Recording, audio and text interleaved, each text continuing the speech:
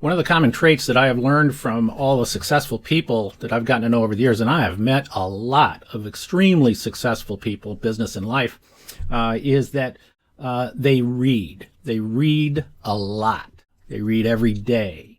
And if you're not reading every day to learn something, to grow your mind, grow your knowledge, and looking for new things to learn, well, then you're actually probably falling behind in the marketplace.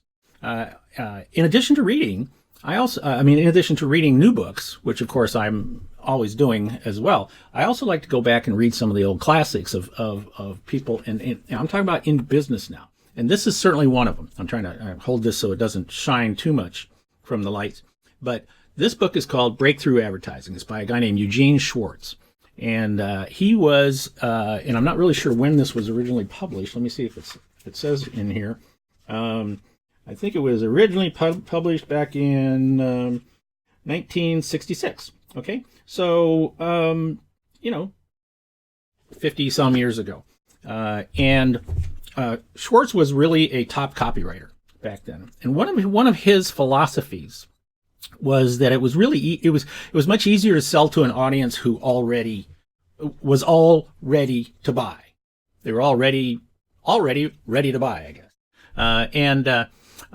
He used to say something along the lines of that the greatest mistake that marketers can make, and salespeople too, is trying to create demand. Now, reading through this again, it occurred to me that, well, you know what, in today's world, we've actually got some new things, because of the internet, and the ease of communicating with people. We've actually got the ability to kind of affect that. But I think we have to also be really, really smart about how we do this and how we look at this stuff. So like here, for example, I'm going to kick myself off here, and I'm going to bring up my little telestrator, and let's look at it from this perspective, okay? So like if we are looking at the universe of buyers of potential buyers out there, right? Of the moose that are in the forest, right? Well, they break up into different segments, all right? So like, let's say at the bottom segment down here, these are people who are never going to buy from you, all right? And whether you like it or not, there are people who will never buy from you, okay? For their own reasons. It might be they don't like you, their brother-in-law is a competitor of yours, and if they were to ever try to buy from you, it would be crazy. Anyway, so there are people who will never buy from you, and we want to identify them as fast as we possibly can so that we can just not pay any attention to them. There's also, whether we like it or not, there are also people who have no need for our product or service. They don't need it, okay? And the sooner we find out who they are, the better, all right? Then we have this kind of like, I'm going to say it's a much bigger group here that and this group, it kind of encompasses two different types of people, but essentially we'll say that we'll say that these people, they have a need, all right, they have that need, but they either don't know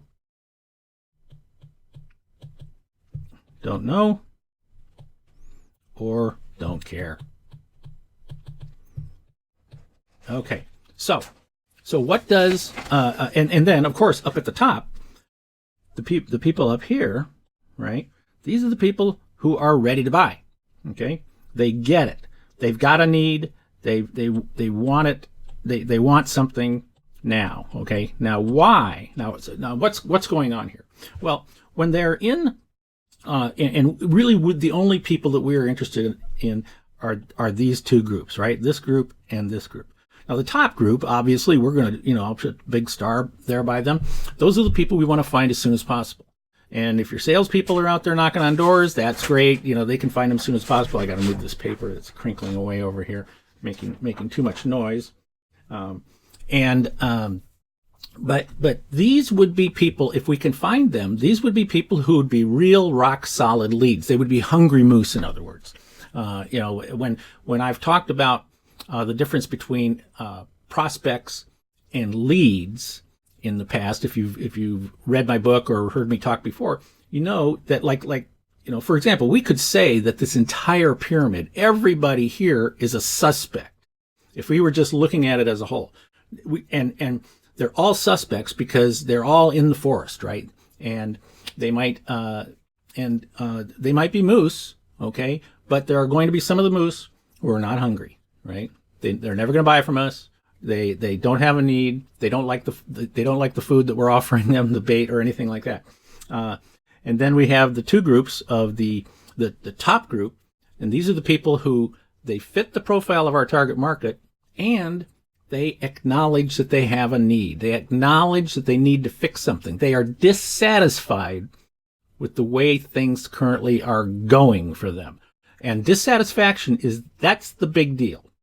That's what we have to create, is dissatisfaction. Now, if they're already dissatisfied, well, then, that's those people. We want to find them, and we want to be their top choice, right? I mean, ideally, we would prefer to be their only choice, but we really want to, but we at least want to be one of their top choices so that we can go in and get that deal. But here, this group in the center here, let me change this. Okay. These are the leads up here, right? Leads. So what we're doing up here is we want to go capture their names, find out who they are.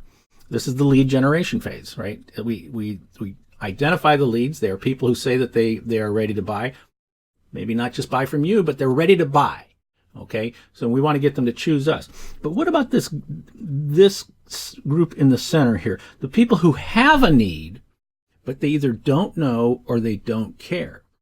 Well, what we want to do, which kind of goes against what Eugene Schwartz says, is what we want to do in here is we want to, I'll write it inside here. We want to create, that's a C, dissatisfaction. That's what we want to do in here. We want to create dissatisfaction. So, and what this essentially becomes is this is demand. We want to create a demand. This is demand generation. And this is where content marketing is best used, is when we can identify these people, and we want to use content marketing to create that demand, right? Now, so here's the thing about your content marketing is ask yourself this question. I mean, it's, obviously content marketing is hugely valuable as a marketing tool, but the thing you want to ask yourself about with your content marketing is it creating dissatisfaction?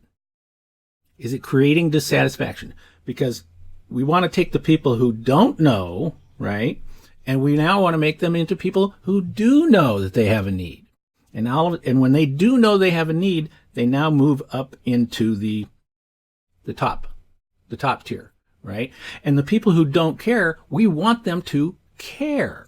Because if we can create dissatisfaction with them, if we can show them that there are cracks in the armor with their business, with some of the products that they're using right now, with the services they're using right now, that there are cracks in the armor that in reality are going to cause problems or pain or or just things that are bothersome, right, for them. That if we can help do that, then the people in this section, the create dissatisfaction, that big section right there, then we can then move them up here. And that's the idea. That's the idea of content marketing, demand generation. So when Schwartz said that, the greatest mistake that salespeople make or marketers make is trying to create demand, what he is saying is that don't go out and try to just sell people what you're doing. That's what that's all about. That's outbound marketing, as they would say. Use content marketing to create a dissatisfied person, a dissatisfied prospect.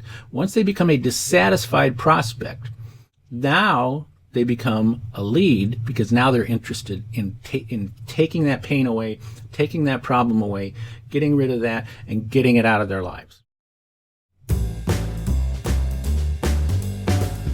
Pretty good stuff. This is Steve Miller, better known as Kelly's Dad and Marketing Gunslinger.